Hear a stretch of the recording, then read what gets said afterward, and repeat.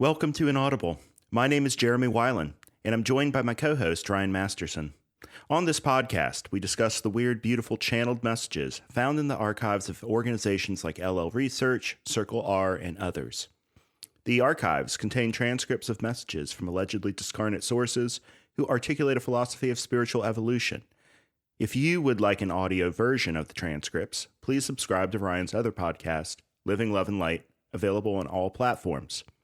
Ryan and I will try to provide analysis and commentary on the philosophy described in these messages, identifying the common themes and grappling with the application of this information to our human lives.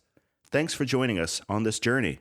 Ryan, how's it going, man? Good morning, Jeremy. It's been a while. Yeah, it's been a while. We had a nice Christmas break. We did. And lots of January too.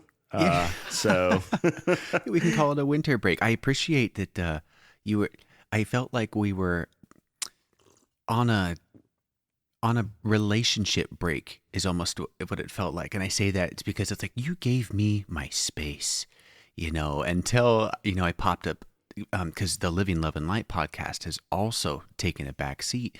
And as soon as I come out of the hiatus and one new episode comes out, you send me a message. Hey, just checking in when you're ready to go, so I appreciate you're letting me handle business over here. And then when I came up for air, with that, with a new Living, Love, and Light episode, then you reached out like, hey, maybe we can get one of these. So it's good timing.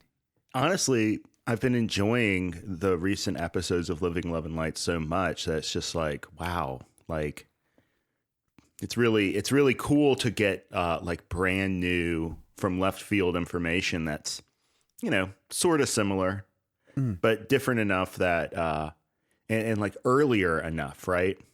Like you can just tell, Yes. like there's no doubt in my mind that it's of the same like cloth. Mm-hmm. As the messages that LL starts to produce 10 years later or so. Mm-hmm. And so it's just cool to see these different takes, just as weird, like just as, but like you can see that there's a lot of themes coming through about polarity, harvest, a lot of concepts coming through that we would recognize. Yes. And it's just the same vibe, right? Yeah. At least at this stage in the game. I have not read through all of the Circle R transcripts, so I don't know how and when the tenor or the timbre of those messages would deviate or bifurcate, I think, from where LL Research, because even Carla makes a comment that I think she says this material, treads into areas that we do not ourselves go into. And so they cannot necessarily recommend the material, but as she states, it's still a part of the channeling story. And, there's value perhaps in and of itself, just because it's a part of that story. But as of now, it feels the same, same message, maybe different filter. But I too have been enjoying it. However, I must say I am itching to get back into the LL Research material, which is only 3 episodes away. I mean, technically 4. We're recording this on Saturday. There will be another episode on Monday, but just 3 more of the Man Consciousness and Understanding, and then I'm going to hop back into the LL Research stuff. And I'm actually very much looking forward to it. Getting back into Carla's channeling, and I'm just looking forward. It's funny. I didn't think that would be, I wasn't expecting it. Long story short, I wasn't expecting it, but yeah, I've got the itch. Yeah, I can understand that. And I've got the itch to talk about these transcripts too. I would love to do at some point, maybe kind of like a survey of the Circle R material after you're done recording and all, and we can like take a step back. That might be a good episode. Yeah, certainly. Well, I'm excited to talk about this one today. I've read through it. The first time I skimmed through it. The second time I only got about halfway, but I read and I kind of the first time I read it, Jeremy, I had a little bit of bourbon in my system, so I needed to read it again. But I really like this. I really like this one. I think you made a solid choice for something to review today. You want to Yeah, talk? well, it's just a little bit like not embarrassing, but weird because we've already covered some of this 2 episodes ago. The deal was talking about accepting difficult information, accepting difficult material, right? But the material of your life. Mm-hmm. And when things get really tough, and Lord knows we're still not out of that cave when it comes to the pandemic and all that. Jeez. Mm-hmm. But I felt like it was kind of, we only went into a little bit of it, and there was actually a lot of good information in this overall session, which deals mostly with the construction of an attitude, the idea of how to create an attitude and maintain an attitude that in part can help you through the difficult times, the times when you're transforming and when, you're in midair, so to speak. And just all of the different ways that we have an indirect impact on our own lives. Mm-hmm. I guess that's one way of talking about attitude. It's like this way in which we have agency, but we kind of come at it sideways. And that is where I think a lot of people who talk about the discipline of the personality, a topic we've talked about a couple episodes ago, I think that's where a lot of this actually, where the rubber actually meets the road on this discipline that we're constantly supposed to be working on, right? Mm-hmm. Because it kind of puts us in an orientation whenever catalyst hits us. Mm-hmm. We don't have control necessarily over what reality will put us through, but we do have control over how we face it. And that's kind of what Kuo is talking about in this session, which is January 3rd, 1993. And this will be linked in the show notes. Yeah. I appreciate the subtle shift in perspective to where the question is not, how do I deal with catalyst? The more elevated way of thinking of this, or maybe that next level way of thinking of this, is how do I adjust my own perceptions, or how do I adjust my own attitude so that I can properly handle the challenges and catalyst that comes my way, or that I can better handle it, or I can incorporate it, or, it's a subtle thing from how do I deal with it to how do I deal with myself such that I'm able to, dare I say, enjoy the catalyst coming my way. We are told that is a possible, that's a possibility, right? That you can learn. I mean, the Buddhists talk about this too. You can learn to look at difficult things in your life as friends that teach. And I guess a lot of it is about taking this perspective in which the way that you're uncomfortable at a given moment is not seen as a problem, right? It's just seen as weather. Yeah. Sometimes you're uncomfortable. Sometimes you're comfortable. Yeah. My wife and I had a good catalyst experience with my stepmother. My twin brother and I grew up with this gal and my dad from a very young age. So she's been in our life for a very long time, but she's a very strong personality, very strong. And she has this very weird way, a very powerful way of making you feel, how do I put this? Your happiness is very much based on where her emotions are at the moment. She just has this weird way of like sucking you into her, her emotions, wherever she's at. Anyway, the long story short is she, for all family members, has handmade these stockings, Christmas stockings that you put on your fireplace. And she sent my wife and I the stockings that she made for us and for our son. And when we were doing some FaceTime over the holiday season, and she noticed that the stockings we had hung were not the ones that she had sent us, the ones that I essentially grew up with. you know? And that, you could tell on that call immediately, she was hurt very bad. Her feelings were hurt so bad. She's like, she put, honestly, this woman put in so much time and effort just to make these freaking things, and we did not have them up. And you could tell immediately it was like a knife to her heart, and this was just a great experience because I knew right from the get-go, because it's a common experience, at least with my stepmom, as most relationships are. These are, so much the source of so much catalyst. But my wife and I had to talk and try to help my stepmom understand our perspective, why we didn't hang him up. It seems so petty, but we didn't have a matching set. We've got a new daughter now.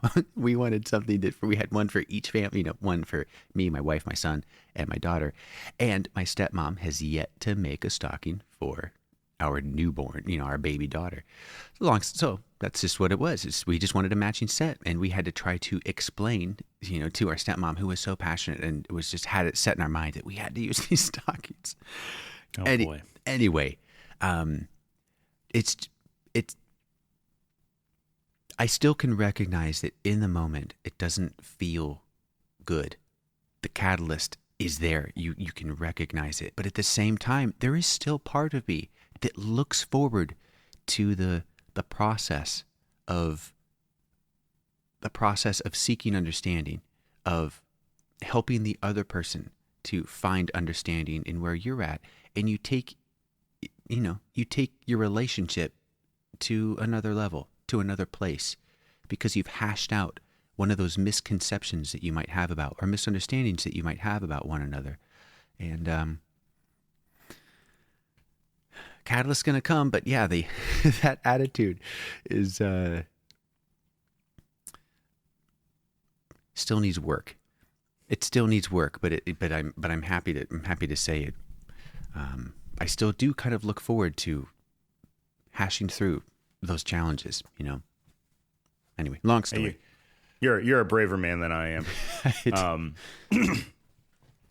For me, it's more like I definitely, one of the things that really sticks with me in life is the way that going through difficult times with other people, disputes, can often bring you closer, right? Like, it's like you learn how to break each other, and so you learn how to heal each other, and that's kind of the experience that brings you together.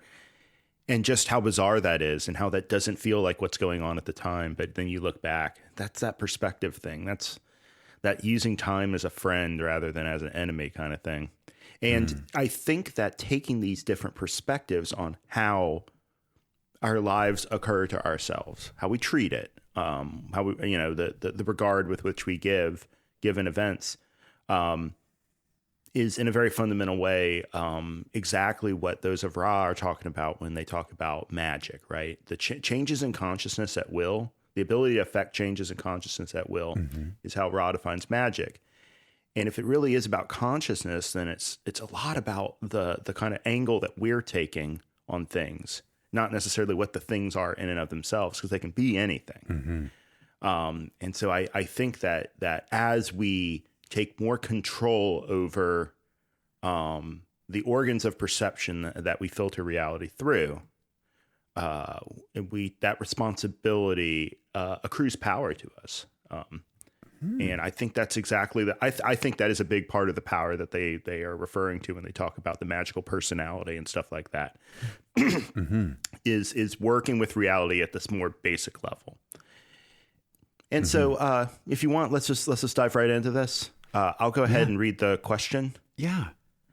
How much can we either consciously or subconsciously affect the way we look at the experiences in our daily round of activities? And what can we do to sow seeds of a wider perspective, a lighter perspective, one that takes the broader view and gives us the opportunity to go through our lives with less turmoil, less of the up and down? Or if this is even advisable, is it better for us to just work with the way we go up and down? Do people really have an effect upon their attitude, or is it a figment of our imagination?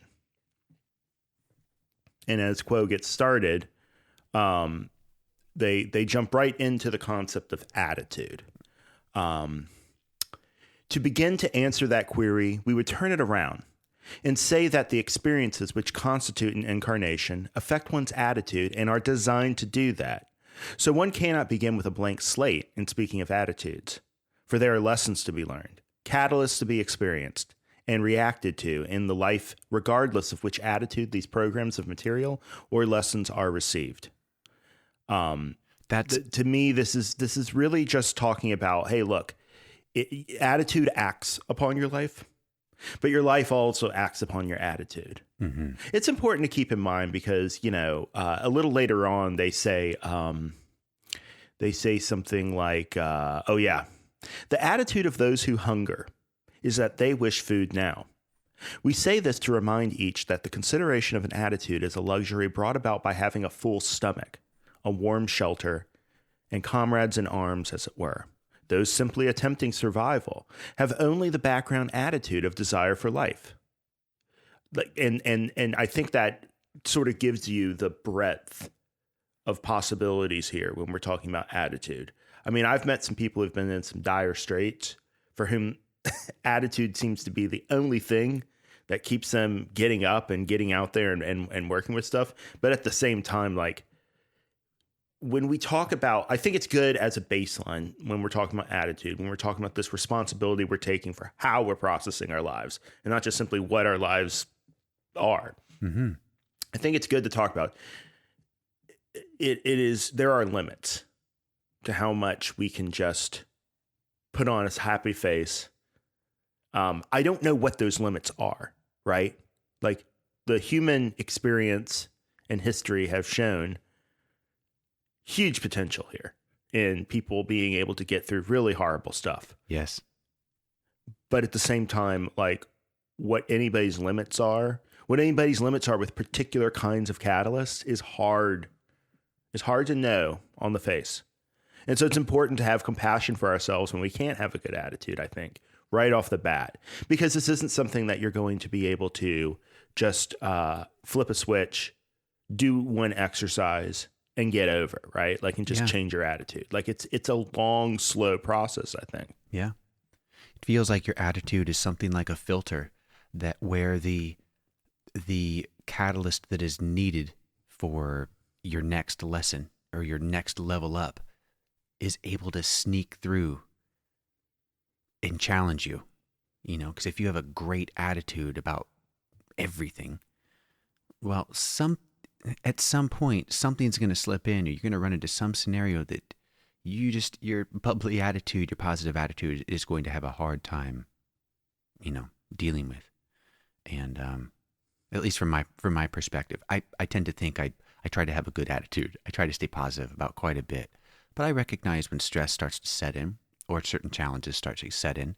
A lot of them are, I think, communication based, just being okay with being honest and being okay with the way I'm feeling about a specific item, and being able to communicate, that feeling with someone else whom I'm afraid I might hurt their feelings, or, I don't know how they're going to react. But it's, I just wonder, as you handle that catalyst, as you handle those challenges, and as you grow in the lessons that you are learning, that attitude can shift. Because, one challenge that comes your way that used to be a challenge that your attitude used to not be able to handle well, if you're learning those lessons and you know that, oh, I've dealt with that before, I got this.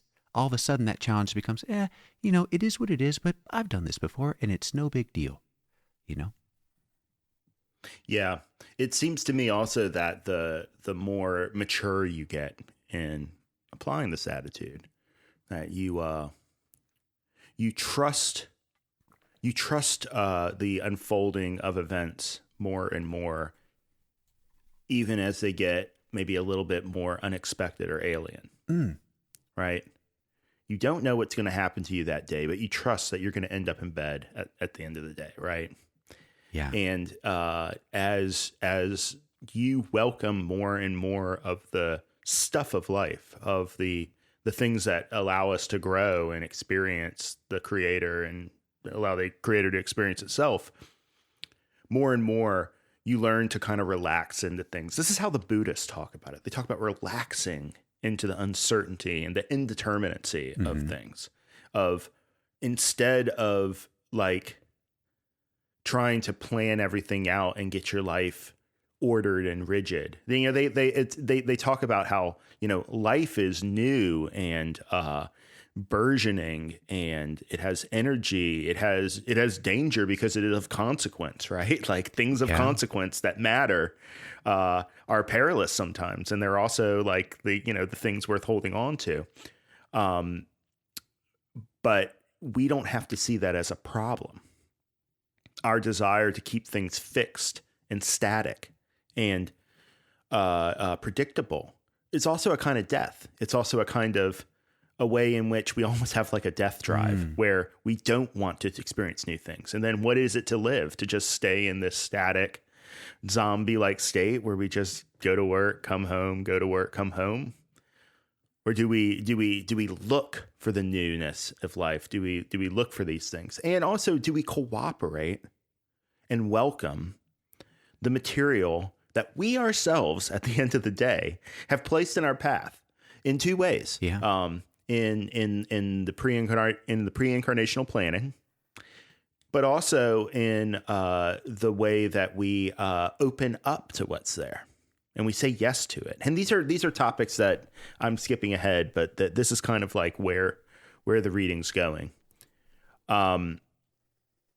Let's talk about the pre-incarnational planning part first, because I have that right in front of my eyes here. Now, we all know how the eyes can be larger than the stomach, how that incarnational plate may have been loaded generously. Nevertheless, it is to be remembered that there is nothing intrinsically mischievous or wicked about the lessons that fly before you in the gale of experience as you experience it. No matter how fierce the winds and storms may seem, they are as you yourself wish them to be in terms of that which was inevitably going to be dealt with as you live through this incarnational time.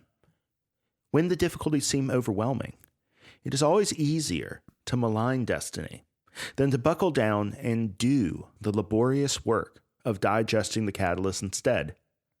However, as a beginning to speaking of attitudes, we may say that these attitudes do not address a random life plan of catalytic experiences. Rather, they address the stuff of which lessons are made.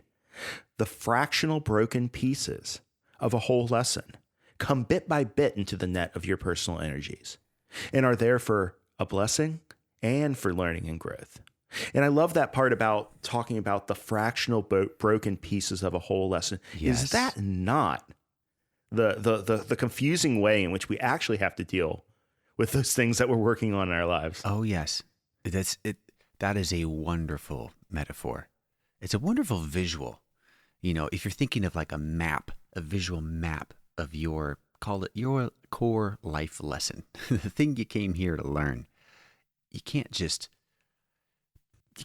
learn the big idea. You got to take it in pieces, right? And those pieces span, from over here on the left hand, and the pieces that are close to that side, maybe they're all similar lessons, and then it spans all the way over to the right side,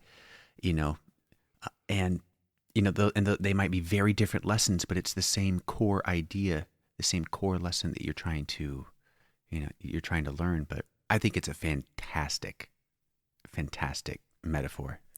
Yeah, it kind of reminds me of like if you go to a brand new city and you're spending like a week or two there. And at first you're kind of just in the same places, and your idea of what the city is are just these little places that you happen to have visited. And that's how you think of it. That's your only point of reference, right? Mm-hmm. And then as you spend more time, as you hang out with friends at more and more places across the city, you sort of you fill in that idea of this place that you're at and what its character is and all that. And that's how that reminds me of what they're talking about with these lessons, where the whole thing that makes them so challenging often is that we're not getting the whole of the lesson perceived by ourselves right away. If that were the case, it'd probably be in some ways harder, but we at least know the scope of work right up front. We don't know the scope of work right up front. In fact, that's often how I experience Catalyst in a really debilitating way, to be honest, because I don't know when it's going to be over. If I'm just like twisting in the wind indefinitely, it's just like, when am I going to actually get my hand around this thing instead of just still feeling it out like a blind man trying to feel it? When does the elephant end? You know, like you don't know, right? You don't know. And I suppose therein lies one of the challenges. Are we looking for an end, or are we looking for understanding so that we can continue to handle that never-ending stream? It's almost like once you learn the lesson, it doesn't matter. You're still going to get little rocks thrown at you just to confirm that you've learned how to catch them, or you've learned how to dodge them, you know? And I mean, let's take that example. If your lesson is to learn how to dodge rocks, you know, rocks are going to get thrown at you and you're going to get hit. And I think they bring something up like this later on. All right, this is in the session. Carla states, or Quo states through Carla, so we would first look at new lessons and then at the true culprit which you are after. In new or novel to you lessons of love, the remembrance that you are in tune with your own destiny is often enough of an attitudinal adjustment to allow you to accept and process new material without undue difficulty. However, when you are revisiting old tangles of emotion, you are attempting to let light, air, and warmth into that which is dark, cold, and closed. And here, friends, is the kicker, the final sentence, which I love. The very process of accepting the data is painful because it is recognized that this is difficult, that is unlearned material. And there is the feeling of, oh no, here we go again. That's fantastic. How often do we have that feeling? Ah, crap! Here it comes again. I've dealt with this before. Here, you know, I'm getting rocks thrown at me again. You know, how often does that happen? I would say often. Very often. This dread. I love the way that this captures the dread with which most of us, most of the time, would face like the same old hangups that we have. Mm-hmm. This impatience that we have with our lessons. That's so painful. That makes it so much worse than it needs to be a lot of the time. Yeah. Yeah. I just think it's a really cool insight to say, you know, the novel lessons, the new things that really catch you off guard, that you don't have, in other words, a bias that you've already fixed, an attitude with which you're already engaging it. And it just goes to show that attitude works both ways, right? Yeah. Like, we get hurt by the way that events make us feel about ourselves and stuff. And then we take that with us. We bring that baggage along with us to the rest, to other lessons, to other instances of the lesson. Even when those lessons are slightly different and could show us a different angle, could show us a different part of that city, to use my metaphor. Yeah. We stick in the city, the part of the city that we like, that we know, even whether or not we like it, but the part that we know, and when we don't want to deal. This impacts me so much because I really do feel like I deal with this a lot, where I know where my weaknesses are. I know where my unlearned lessons are in a lot of cases. And it's just, I have to go through this again. I have to feel this way that the world makes me feel again. And what do they say that's so beautiful about it? It is not necessarily about shoving this lesson down your throat and making you swallow it. It is about relaxing, opening up, letting it air out, letting the light in. Look at seeing the beams of light and the motes of dust. You know, like just giving it some space.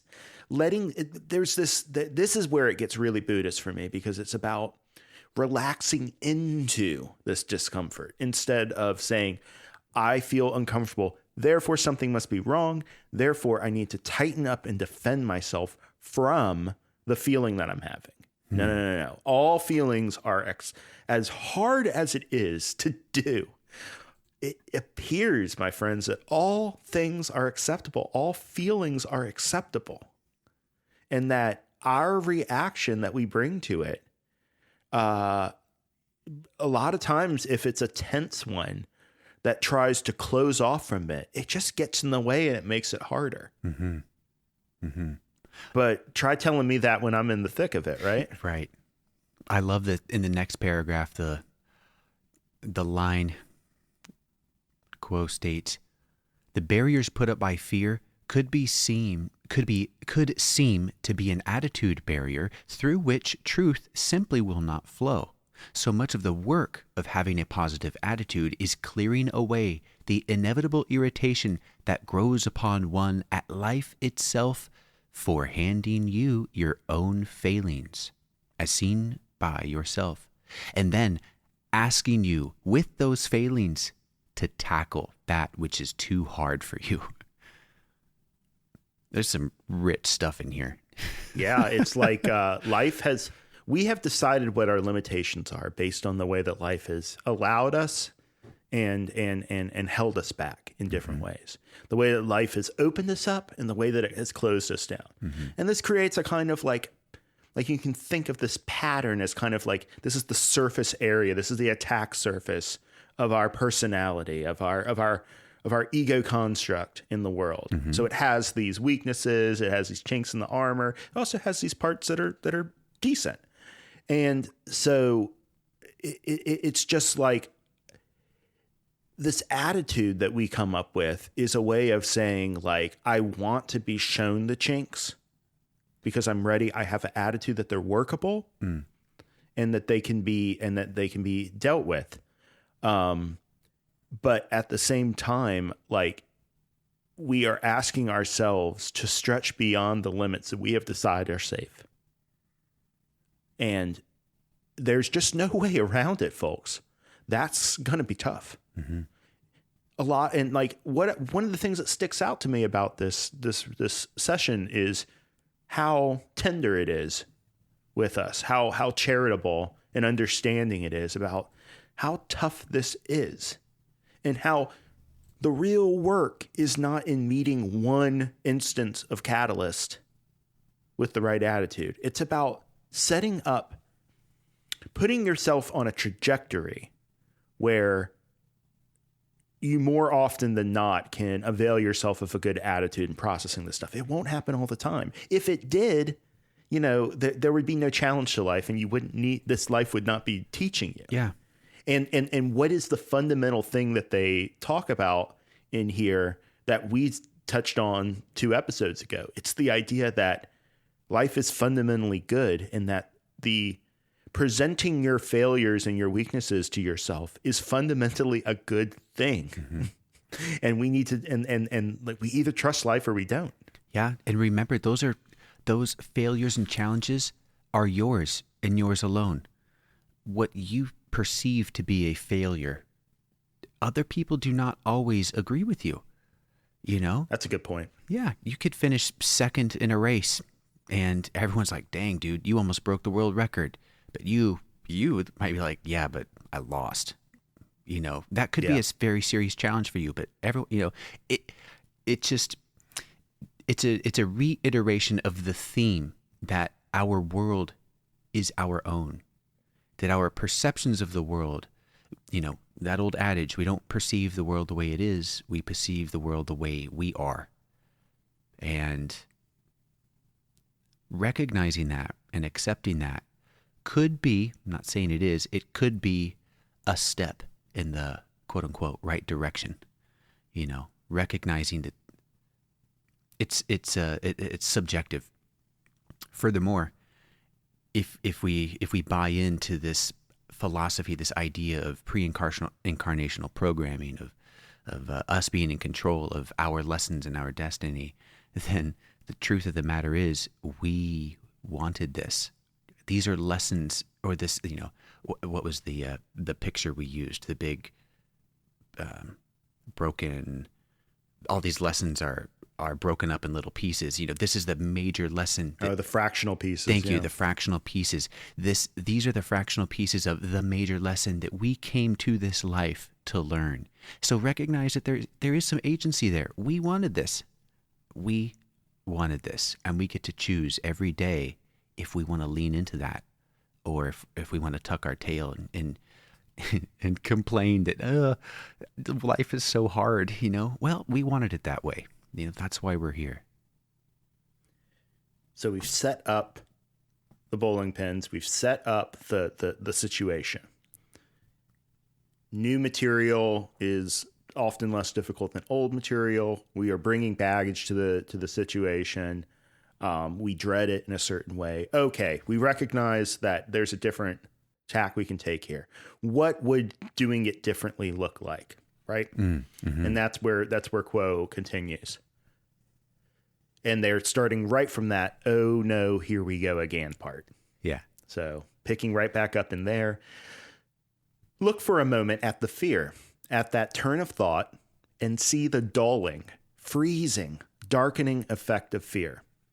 We do not encourage you to go forward as if you had no fear, if your distress is considerable, but would indeed encourage you, if you can do this at any crux, to recognize and accept these older and seemingly more painful lessons, even though they are painful. The barriers put up by fear could seem to be an attitude barrier through which truth simply will not flow. So much of the work of having a positive attitude is clearing away the inevitable irritation that grows upon one at life itself for handing you your own failings. That part that you already talked about, but it's worth repeating, because attitude work, like I said earlier, attitude works both ways. Like when we are working on our attitude, a lot of it is correcting an attitude that we already actually possess.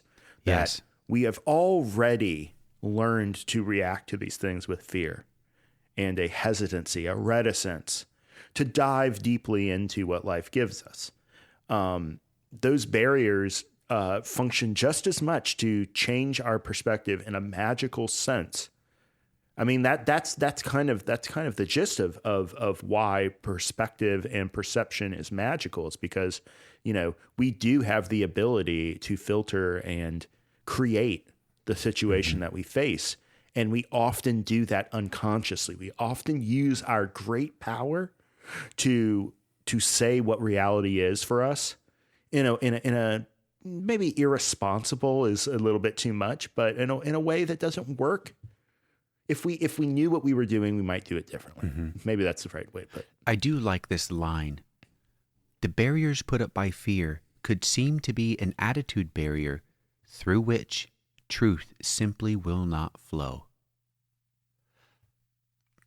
That resonates because so many of us know people with a quote unquote bad attitude. But what are we really saying? We're saying people who can't see the truth of the situation. It's, perhaps it is fear-based for them. From my perspective, they're lying to themselves or they're lying to other people, those with bad attitudes.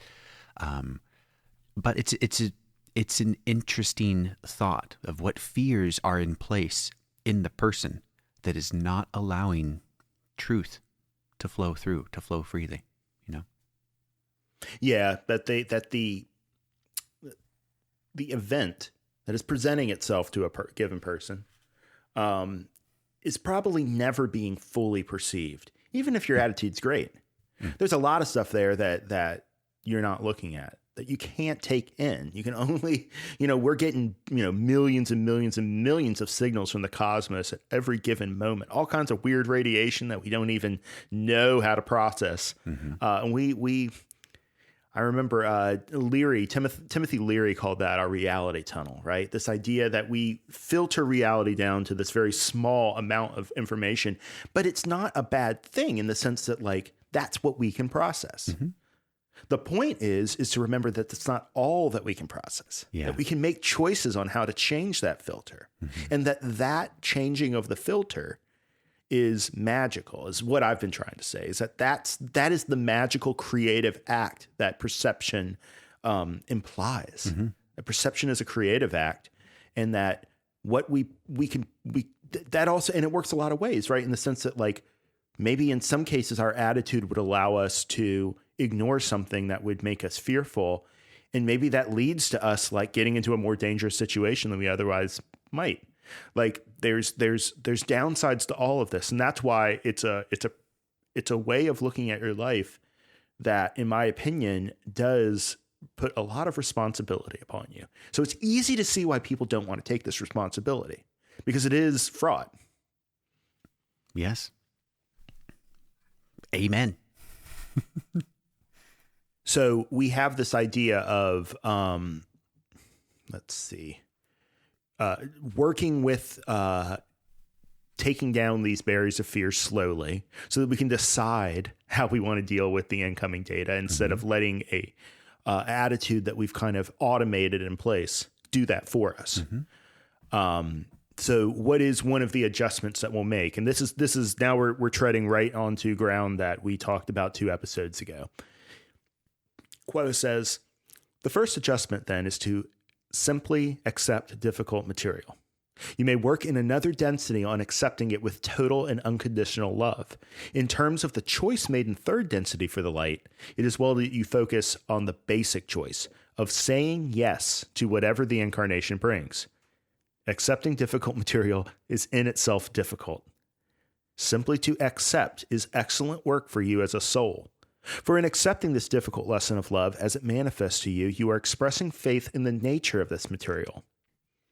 Do you see that in order, inaudible, but I think they're saying, do you see that in order to reject this material, you would have to say to life itself, I do not believe that there is a reason for this suffering, limitation, and loss.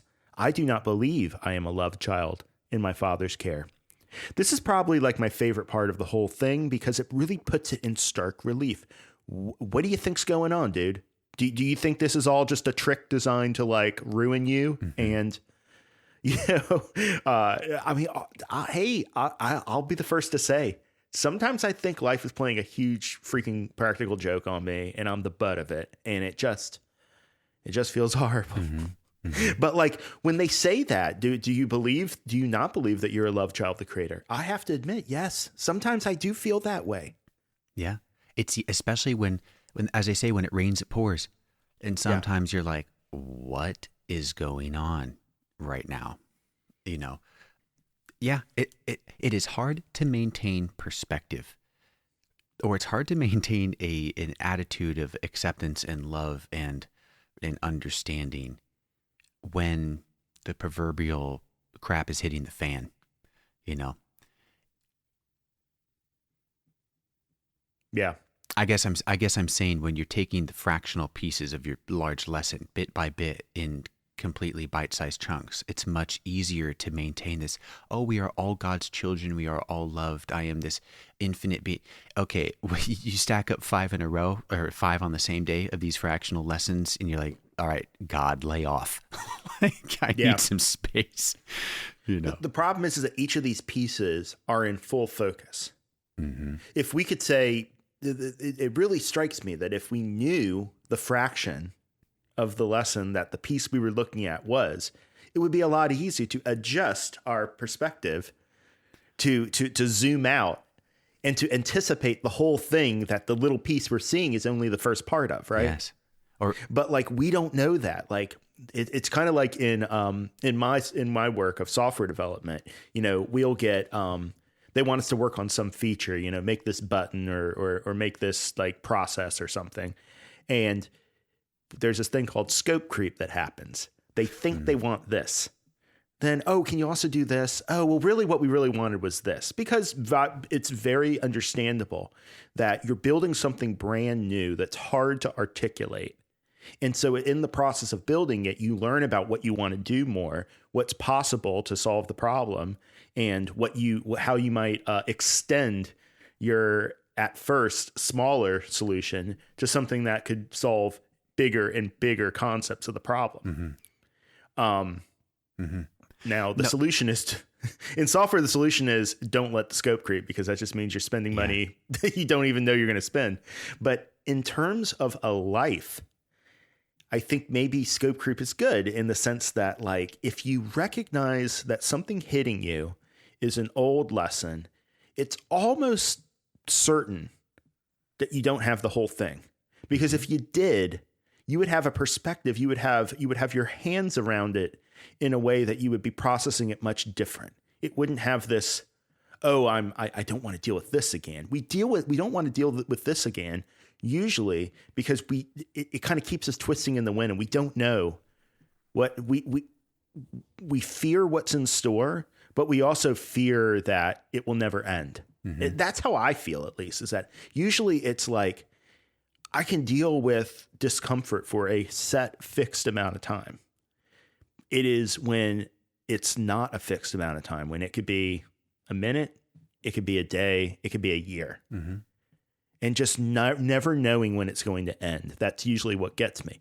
But not knowing when it's going to end usually means that my perspective is widening and I'm taking in more and more and more of it. Mm-hmm. So this is like a description of how we start to balance these things by recognizing all the pieces of it and putting it together.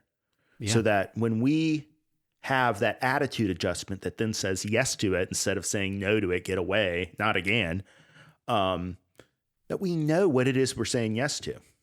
It is a lot to expect an entity to say yes to something that is completely unknown. Mm-hmm. And maybe that's what they meant about the new lessons. The novel lessons are often easier because you already don't know them.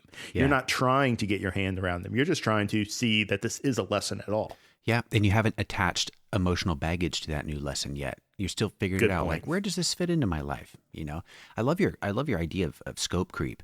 Yeah, that's fantastic because that applies so many, in so many different avenues. Not just the scope creep, but people coming to you with a question or a need, and you addressing the need, but not what is behind the need. Right. It's like getting the symptom rather than the sickness.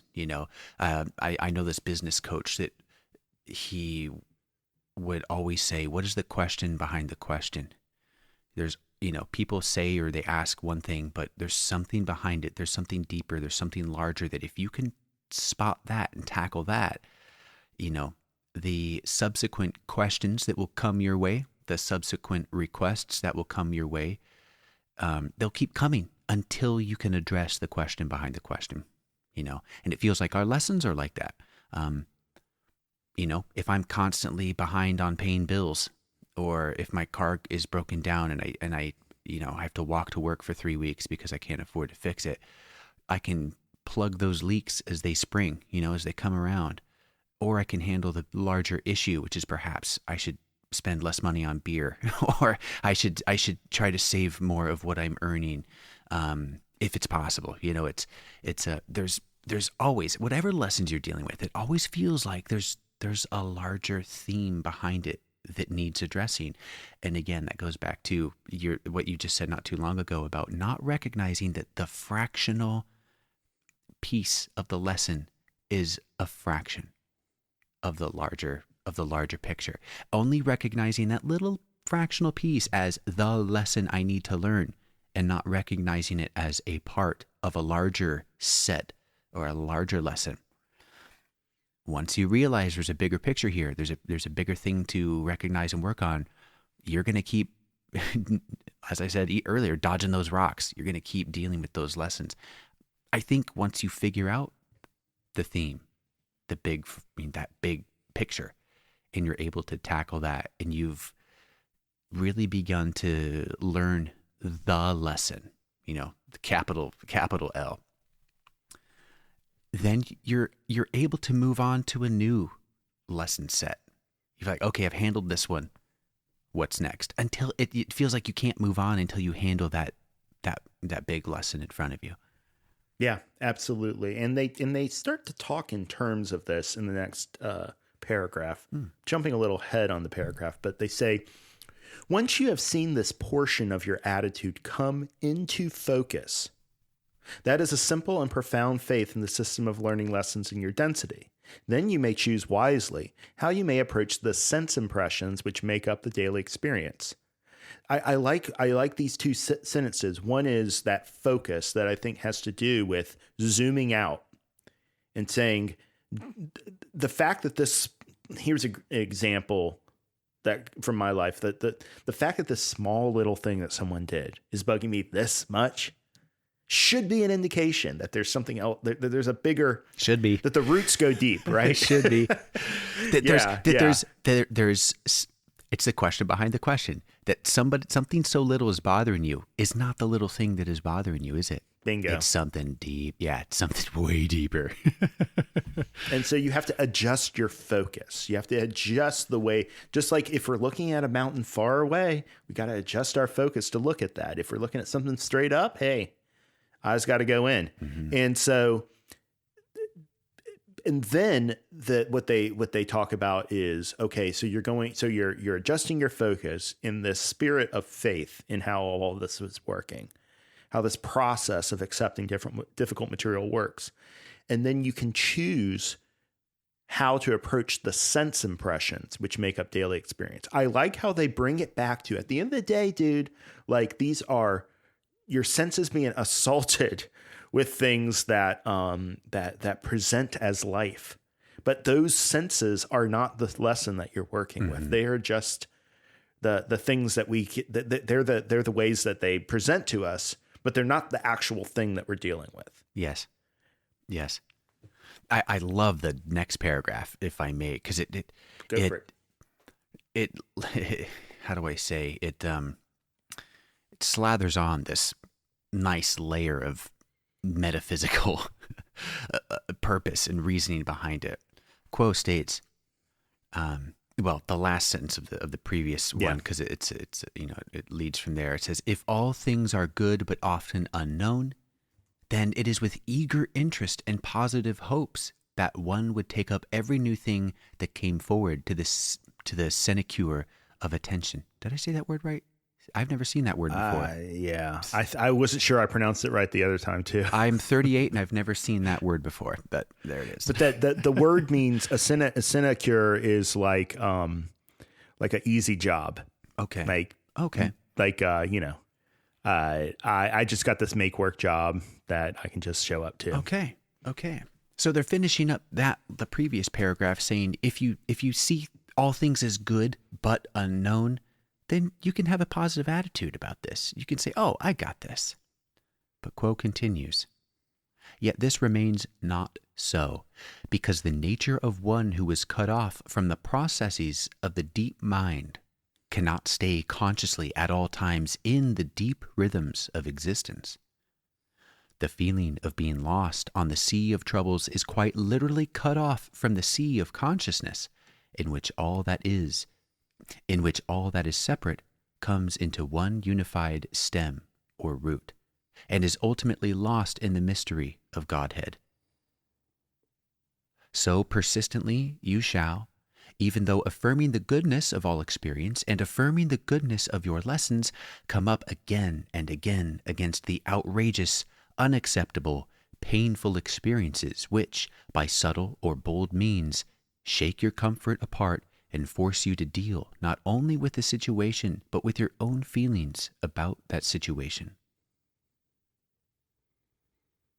I like how they establish that if one were to establish the quote unquote right attitude, then it's easier if you have this connection to the deep mind, or you could say to the subconscious, or to the, whatever it is. It makes me think that there is this easier path to take on dealing with these challenges if you have some perspective, or if you take a certain perspective, Yeah, I think the way that I think about it that occurs to me is if you treat life as a dream. And you recognize that it's symbolic. Now, that seems a little irresponsible and scary to me. But at the same time, how much better would I deal with the catalyst in my life if by its very nature I knew that it was symbolic and pointing, and it wasn't about the sense impressions that were making me uncomfortable at that moment, the baggage I was bringing necessarily, but about a deep lesson that was just behind what was presenting to my awareness. In the same way that we have these dreams that put us in situations that seem very real, and yet when we wake up from them, we usually can make some associations on the kinds of feelings they were creating in us, and can start to put together what that meant. That falling into a well in a dream does not mean, there's no necessary like meaning to to falling into a well. It's pointing at something else. It's not literal, in other words. Obviously, our lives are literal. Our waking lives are literal, but they also have this other element to them. The more that we can develop a relationship with the deep mind and use it, well, not use it. That's kind of where I was going. In the archetypal system that Ra lays out, the transformation of the mind archetype is represented by the tarot card, the Lovers. And it shows a man with his arms crossed and each arm being dragged in a different direction by a female. One is a scantily clad female and the other is more chastely dressed. And the way that this is usually interpreted is that these are the two ways to think of our deep mind. We can either think of it as a resource to be plundered, to prostitute for our own needs at the moment, and to be used as when we want and to be discarded when we don't want. Or we can see it as courting the maiden, of showing the respect to that female part of ourselves that the female represents the deeper mind. And that this is something that we are, we're engaging in a romantic relationship of true care and building this love between us, so that the maiden, when she is ready, will open up to us and show us the treasures of the deep mind. But she has to be respected. And if we want to have a relationship with our deep mind that allows for us to, as they say, more and more consciously stay in the deep rhythms of existence, in this like place where we are looking for lessons, looking for meaning in our lives beyond just getting through it. Then we have to have this attitude towards deep mind. On the positive path, we have to have this attitude towards deep mind of a partnership, of a respectful thing, and that the deep mind is not something to just come in and use when we want to. Oh, now I'm feeling spiritual, so I'm going to dip in and then I'll dip out, But we have to have this deeper relationship. And honestly, like the only place I'm going with this for the purposes of this reading is meditation. That meditation is one of those ways in which you can start to build a relationship where it's not just about, oh, I didn't see the true symbolic nature of my catalyst. I suck, I'm bad. Instead, start to work slowly with forgiving yourself, with working with these lessons and building a relationship with your deep mind. That takes time. It takes patience. But I really like the metaphor of courtship. I took away something similar from that paragraph. I immediately thought of meditation, about when you cut yourself off from the deep sea of consciousness, or whatever, however it was said very eloquently, was that thought of like, oh yeah, don't forget to meditate. Don't forget to connect with that deeper part of yourself, and do your best to, as I said before, try to maintain perspective. If you connect with that part of yourself, and that's constantly interwoven, into your being, and you can take that with you every day into the challenges that you face, it just, it's just easier. It feels easier to deal with these challenges. The challenges are challenges. They're going to suck. Some of them are going to suck. We can have a positive attitude about it, but what really sucks is not having a template with which you can use to handle those challenges without making yourself feel like you are being victimized by, world events or one of your coworkers or whatever it is. So it's just so helpful to have templates like these that give you a frame of reference to take a bigger, a wider snapshot, to look at the mountain, to pull your eyes away from that which is right up close and look at the bigger picture. It's so helpful. Yeah. Another way of saying what you're saying is that we often think that the attitude, the way in which we approach reality, will determine whether or not we feel pain or we feel good from what we are presented with. But honestly, it has more to do with the attitude helping us deal with pain and contextualizing when we see something that reflects the good. Mm-hmm. Recognizing that reality is just reflecting ourselves back to ourselves anyway. Mm-hmm.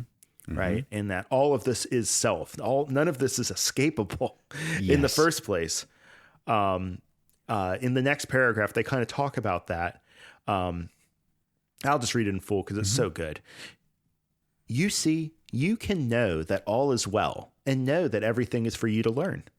But this does not keep the unruly emotions of a deeply sensitive being which has been cut off from the resting place of eternity from feeling many, many painful things, and seemingly having to feel them in the darkness of solitude, whether it be total solitude or simply the deep loneliness of inner solitude.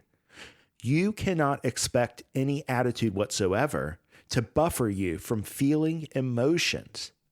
That's so key. This, we feel, is where your query was aimed. We hope you can see that all we said before stands as the foundation upon which we can talk about having attitudes. Yes, my friend, the practice of a particular bend of attention and way of consideration is a tremendous force in shaping your learning experiences and in performing the service which you came to offer. Part of the work of any wanderer is the living of the life itself. For when that which has been in a more compassionate vibration, or wiser one, has all of its forces in harmony inwardly, then the breathing in and breathing out of everyday living is in itself the central portion of the service which you came to offer. That service being to enable consciousness within this planetary sphere to be lightened. Insofar as the eyes of your heart are lightened, so is the planetary vibration lightened. Boy, that's taking a bigger picture on things, Well, remember we were talking about responsibility, right? Mm-hmm. It is such... This is, I think, the major reason why people do not walk the path. It is one thing to say, hey, I have a responsibility to encounter, accept, and then seat my lessons, no matter how painful. That's one thing. It's another thing to recognize that the way that you do that has an impact on the planet. Mm-hmm. Mm-hmm. Yeah. But it's important also to recognize that what we are talking about is no escape from feelings. You cannot expect any attitude whatsoever to buffer you from feeling emotions. We are here to feel that, this is how we process these things. I wish that we could, have all the groceries in one bag and have the bag not be heavy. Mm-hmm. But that's not how it works. The motion and this is why, I don't know, a couple months ago, I was so enthusiastic about talking about the purified emotions, because I really think that it's this emotional dimension to life in which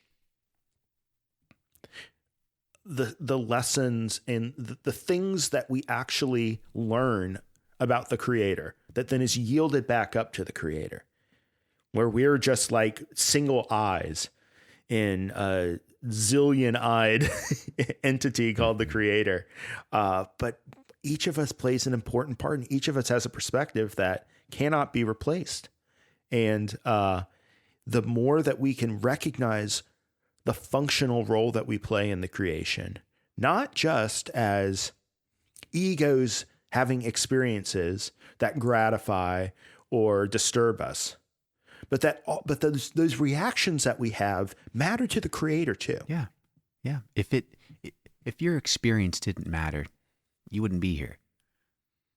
Right?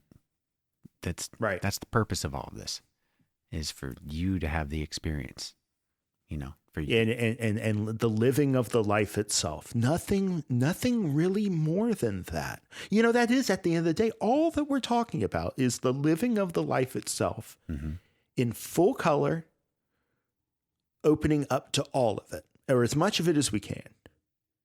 And we make that dedication on a day-by-day basis, and it's cumulative. We reinforce it through the way that we face life or slink away from life. And the more that we practice the attitude with which we want to face life, the more that will be natural, and the less we're going to have to fight the fight of, am I really going to feel this bad emotion? The more that we'll just say, like, oh man, this feels awful, but I'm still here. I haven't been defeated by this emotion. It hasn't blown me away. It hasn't leveled me. It hasn't shown me anything that is completely impossible for me to accept, and I can carry on. It is by it, and that's what I mean by, like, the emotional dimension of all of this being almost like a gym, right? Where, like, we are lifting bigger and bigger, heavier and heavier weights, so that we can expand what we can deal with emotionally. Because the more that we can deal with emotionally, the more that we can deal with the hard things in this world. This is one way to look at it. The more help we can be. The more that we can deal with our triggers, the things that are catalysts for us, and we can balance it, not by being perfect and being able to elide all of this stuff, but precisely because we can walk through it, let it affect us, and continue moving forward, reaching our hand out to our brother and sister. That's where the real responsibility comes in. Our responsibility to the planet, to model the energy that we want to see obtain in fourth density, and to be ready to help others and not just have to deal with our own BS. Yeah, and it's tough to help others if you yourself have not gone through the challenges that they are currently going through, or if you're looking for a coach or for help, you typically will go to someone who has more experience in dealing with the things that you've dealt with, so there's so much help that you can offer to others by living the life and accepting the challenges and working through those lessons. Yeah, the more that you can show other people that things that they find difficult are acceptable in some fundamental way, that they're workable. They're not you can set an example for how to do this and show people how to deal with their challenges. You may not know exactly what their catalyst is or how they're facing it, but you can show them. Yeah. Well, Quo is showing us. Carla is showing us right here, right? Or at least offering some perspective. Quo's playing on easy mode. That's not fair. They don't have to deal with third density right now. This is true. But I think that they also have a really, really preternaturally good grasp of what is actually the rub of all of this. The next paragraph, I think, exemplifies that great. Yeah. Because we're all, I know when I first read this, I'm like, oh, okay. So all I need to do is just have a good attitude and I'm on it.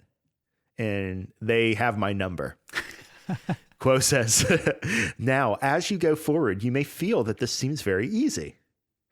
I will just take what comes with good humor. However, the incarnation will turn around and surprise you as soon as you think thusly. Dang it. And again, what is important in the creation of an attitude is largely that fundamental way in which you as a servant of the good are ready to deal with destiny. In doing this, you shall again and again find in theory that you are doing well. But what are all these unhappy and turbulent emotions? Why must you suffer? This is where we came in. This is what you asked. And about this, we may say that Building upon the foundation of faith, which undergirds all of your existence, you may focus upon your emotions, not upon the events causing the emotions, with good results as far as aiding yourself by attitude. Let me repeat that last part. Building upon the foundation of faith, which undergirds all of your existence, you may focus upon your emotions, not upon the events causing the emotions, with good results as far as aiding yourself by attitude. This is a really freaking great clue. They continue. If you focus on events, you are lost in meaningless detail. If you focus on your emotions, you see that when you have pain in the emotional body, you resist, tighten up, and say no in a speechless, silent way. Now step back from this knot of negation and see that the work of the attitude is concerned with holding, loving, and forgiving the self that is in a knot of pain. The attitude is not relevant to the facts in the way that you meant it. It is relevant to how you deal with the emotions with which you feel as you move through this lesson. If you're angry, a good attitude cannot make you not angry. However, it can kick in like the afterburner and say, I accept myself angry as well as calm. This is really like why we do this podcast, is to find these gems, to call them out so that third density personalities can make use of this stuff.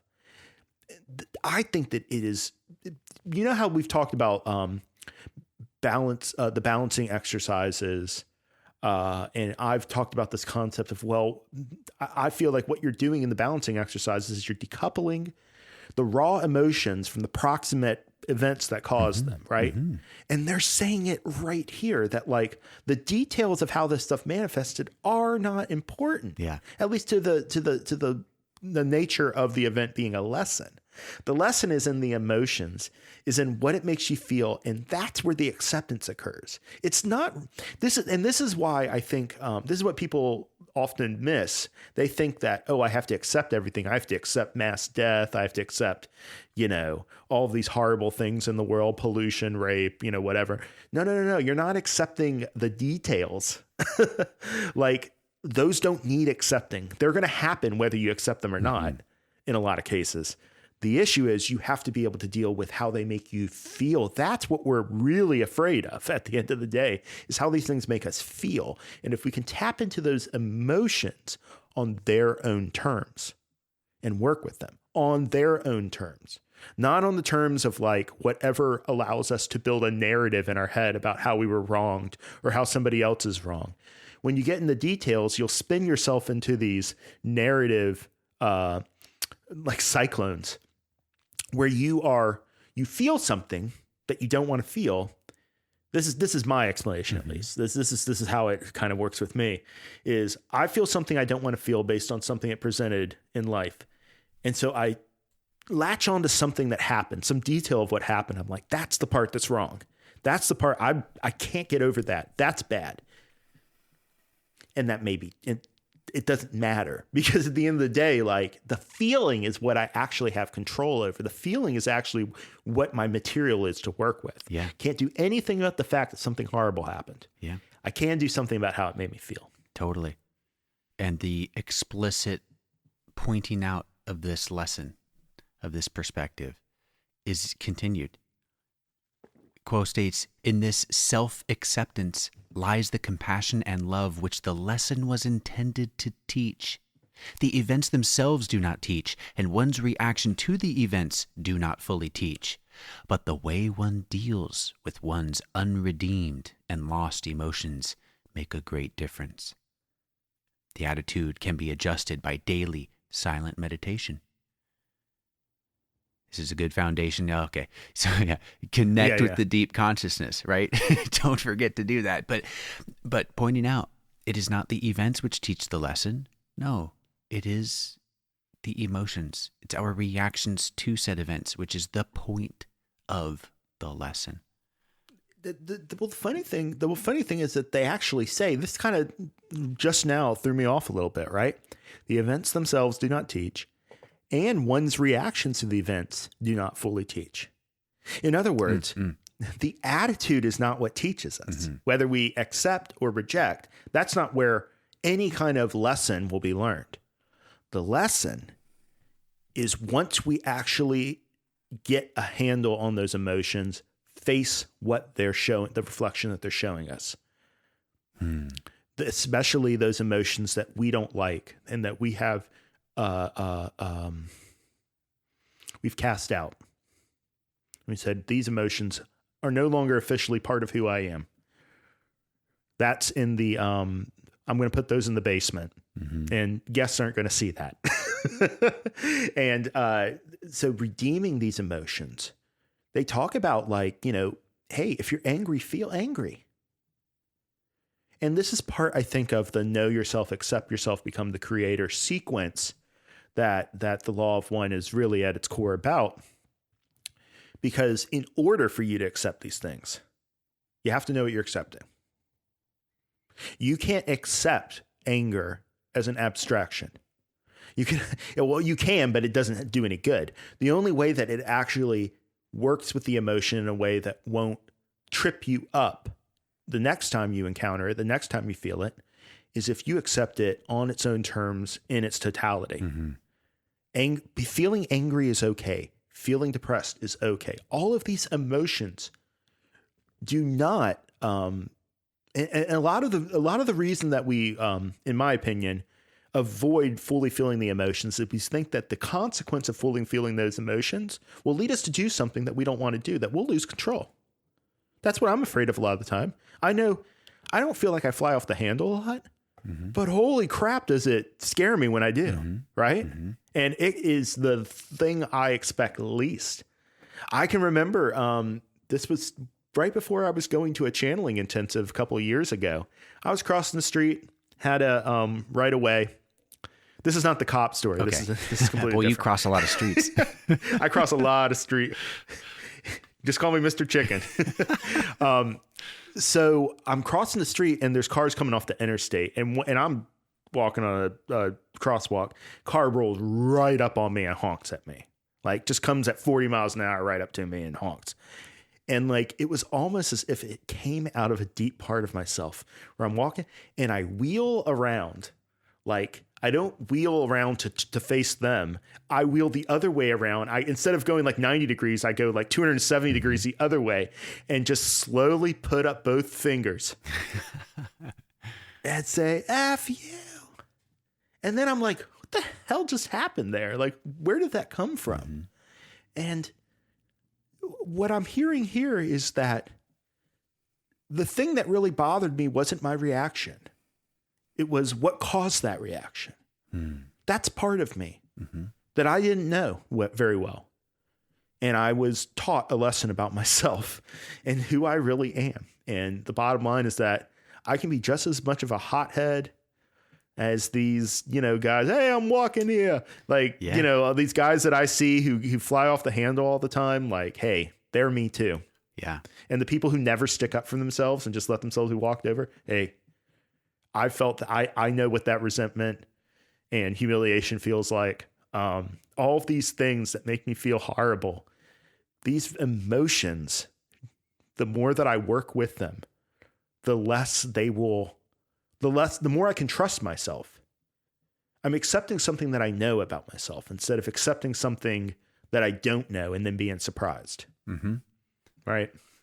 There's so much room for exploration when you run into a scenario like that, where a car comes up on you and out of nowhere from the deep recesses of your soul come two middle fingers and a curse at the car.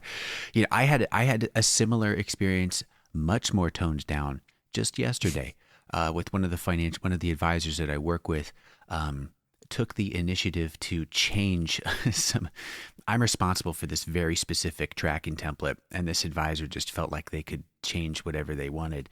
And I had a surprising level of anger come out. I'm like, I recognized it in the moment. I'm like, wow, where is this coming from? Like, why am I feeling, I had to get work done. So I just, I reached out to the advisor. I'm like, hey, let's not do this. We need to figure out a process. But in the moment, I'm like, whoa, this is new. I have not felt this emotion in a very long time. I don't know where this is coming from. So I need to explore that a little bit. What was it exactly that is driving that emotion? Because nothing out of the normal, nothing out of the usual seemed to be occurring. So it's like, what's going on here? You know? Yeah. I mean, all I can say is if you've got too much on your plate, I know that brings out the worst in me is when I feel like I'm already behind. And you have for months been saying how busy that you are. You know, I sympathize fully, brother. Like it just brings out this desperation. Yes. Oh, because you're like, oh, please. It's so ugly, please, Lord, right? not one more thing. Just, I can't, but yeah, it's just, yeah. Oh, yeah. I mean, how can you, because I'm dealing with it too, where I'm dealing with a huge project and like, it's almost like my manager expects me to fail at it. So it's just like, just like, the only way that I can do it is one day at a time. I can't do the whole thing. I can't. And that's, I think, the best way to think about it. But that desperation that comes from feeling like you're about to fail. Oh, on the cusp. You're about to lose it. Yes. Right. Yes. That's how I felt about this podcast. Like I'm about to lose it because we're not recording every week. Now it's the third week. Oh, I'm going to lose it. We're never going to talk to each other again. You know, it's just the way that this is the way that the animal works. The animal that needs to feed itself and keep itself in certainty. Mm-hmm. Certainty is comfortable. It's safe. When we want to express ourselves as spirits, we are expressly going to make that animal self, that ape that we occupy. Yeah. It doesn't have a lot of tools otherwise. Mm-hmm. And it's, we are bringing it along with us, and we have to have compassion for ourselves when we do that. I don't know. I just wanted you to know, like, I get that, like feeling overwhelmed. Like it's one of the biggest lessons I deal with is how to have that perspective. You know, what I appreciate about those kinds of lessons, as far as feeling overwhelmed, is that one can learn how to stand up for oneself. When you start to recognize your limits of what you're able to achieve and achieve well, and people continue to come at you with requests and requirements, you reach a point where you either are going to say to yourself, I can take on one more thing and I can fail at everything, or I can put up some boundaries and say, yeah, I can't do this right now. I'm not going to do this. Bring it to me later or whatever. When you start to stand up for yourself and you set those boundaries, I find that to be a good catalyst. It's a pain in the ass when it comes, but I know that I'm going to deal with it again. To the nature of my work, it ebbs and flows. And whenever my plate is full, I am able to reestablish my confidence in knowing what I can handle, what I can execute well. And when people ask more of me, or dare I say demand more of me, well, they get some meaningful pushback. And it's surprising if you come at it with compassion, but confidence, and you're communicating the 3 C's, communicating with compassion, but confidence. It's impressive, the understanding that you can come to in someone else and saying, look, I'm full. Don't come to me right now. Yeah, I have a friend who's in sales, and he's really been such a good friend to me. He actually asked me to be his best man for his wedding later this year. I was super touched by that. And he's taught me so much, because sales is about this reactive cycle, right? Like you're constantly like dealing with people, and you're trying to figure out what their needs are, and you have to deal with a lot of rejection a lot of the time, right? And I've talked to him about how overwhelmed I can feel. And what he says a lot of salespeople do is like, you don't put pressure on yourself. What you do is you create a system, and you put pressure on your system. Yes. And I was like, that makes perfect sense. You develop what your boundaries are. You develop a pipeline, and only a certain amount of stuff fits through the pipe, right? Yes, because then it becomes, it's not. You don't say, oh, I can't handle this. You say, oh, look, my plate is full. My processes are full. When something opens up, I can fit that in, or, my system can fit it in, and then you can reshift, you can shift how you're focusing on things. And what I love about this particular lesson is that it helps remove yourself from being the victim of people constantly coming at you with problems, that I'm the problem. I'm not doing well enough. Once you focus on building systems and processes, you're able to take that lesson at your own leisure. You know, if your system is constantly overwhelmed, well, maybe you need to work on your system, maybe, you know, but it becomes less about you, and that lesson, that challenge becomes a little bit more digestible. Yeah, I think that's an advanced skill to build in, because you were right from the beginning about the confidence element of this. Only a person of confidence builds a system and then tells everybody to go through that. You know what I mean? Like, that's true. Somebody who stands on their own 2 feet within their own truth, you know, and says only a certain amount of work's going to get through, but all of that work I'm going to stand behind, you know? Yeah. But there's power in that. And you know what? Absolutely. So much about good relationships is simply setting expectations. Oh yeah. And people appreciate that. They, you know, this is somewhat of a tangent, but I recently came across an exhibit in I think it's Elizabeth Holmes' trial. I think she was the CEO of Theranos. Someone had published her like morning to-do list, and then she had another list of traits that she tried to abide by, or habits that she tried to abide by. I don't think she created them. She probably gathered them from other coaches and whatnot. But I'm like, this is actually a fantastic list. Whether or not it's accrued by a sociopath, I don't care. I'm taking this list and I'm going to make it my own. So I literally wrote this down and I hung it up in front of my computer. And it says simple things like, I'm never late. You never say I will be. You say I am never late. I do what I say I'm going to do. You know, she said, I call bullshit immediately. I amended that to say I provide immediate feedback. But there's a short list of things that I review every day that helps center me on just good communication. You know, I never come at these with any animus, but it's like, this is a process I want to follow so that I can do good work for everyone. As the listener can tell, it's not foolproof because apparently people can't call bullshit on Elizabeth Holmes. Well, she was guilty on 4 counts. So, yeah. Oh man, she was guilty for defrauding the investors, but not for freaking patients. That's what gets me. Anyway. Yeah. It's totally wild. Tangent achieved. Yeah. We'll talk about the catalyst and lessons there. I mean, all of the people, all of the very smart people that were on her board that failed, you know, imagine the lessons they're going through about being true to themselves. I wonder what gut instincts they had. If some of them were just in it for the money, or if some of them were like really had inklings, but they didn't want to push back. I just wonder, I wonder. Yeah, I don't care what like documentaries you watch or anything like that. You're just talking to a bunch of people who have great hindsight, right? Oh yeah. What I'm interested in is at the time, what were you thinking? Oh no, right? Totally. No, that's what I mean. Yeah. At the time, it's like, what, were there people that were like, boy, this doesn't feel right, but something in them wasn't allowing them to communicate that or push back. Or, like, I wonder what the dynamic was like, both internally and within the board. And it's all fascinating to me. It's fascinating. And I keep coming back to this idea that like her daily mantras were sound. Oh, totally. And yet you can still go out and defraud people with that. Like, so attitude is a big part of it, right? Mm-hmm. But it's not the only part. Mm-mm. No. Yeah. Anyway. Well, we've been at this for 90 minutes now.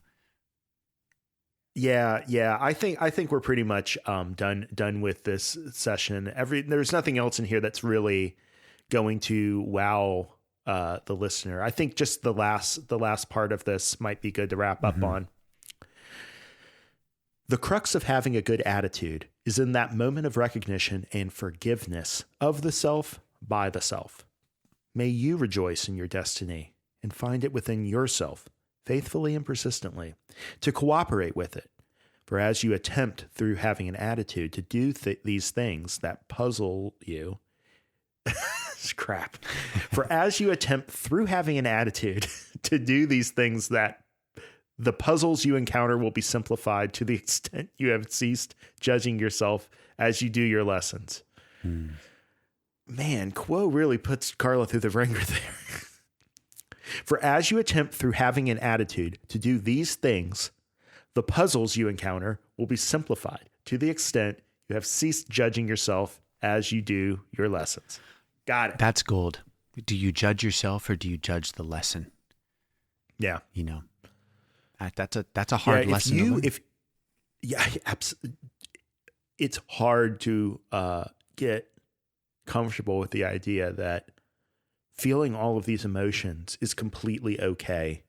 And not only is it okay, it's inevitable that we will feel all things because we are all things. And the judgment for the self for feeling certain things doesn't really amount to much other than needless catalyst. The lessons, however, right, understanding what we programmed and the bias we're bringing and how the lesson fully digests that, right? Like it fully incorporates that. It is all really, really good stuff for us. And all we have to do is just accept. All we have to do is relax, stop tensing up, let the air in, let the light in, let it breathe. Yeah.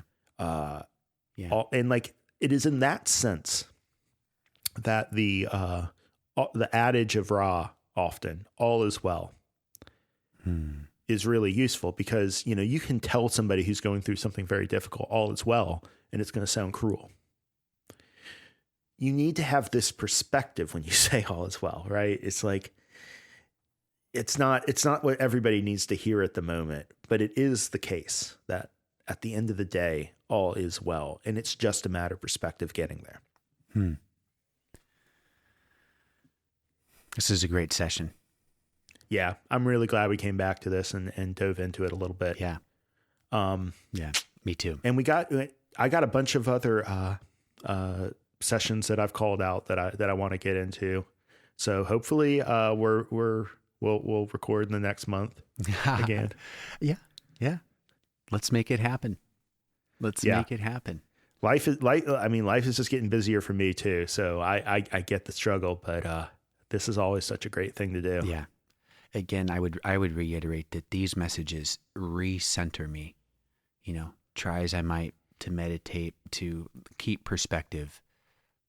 These sessions, and especially these conversations, because reading the sessions help me take ideas for myself away from, you know, whatever I can, you know, parse or get through the session. But when I'm talking with you, you get something a little bit different, or things jump out at you, and that adds a whole other layer of fun to the session because you're seeing things that I'm not seeing. But once you call it out, then I'm like, oh yeah, look, that's right there. I can see that too. So it's like I get, you know, twice the lessons out of a given session whenever I'm hashing it out with you. So I feel the exact same way. The conversation opens up things that even I saw in it, but didn't appreciate, right? Like there's something about two people discussing it where if you're just reading it, you might get the basic details, but a lot of it just flows past you. A lot of it's because of the diction that Carla uses. Like these wording can sometimes be like molasses. And sometimes it's so beautiful that the truth of it can kind of wash through you. Yeah. So, really going back and diving into things.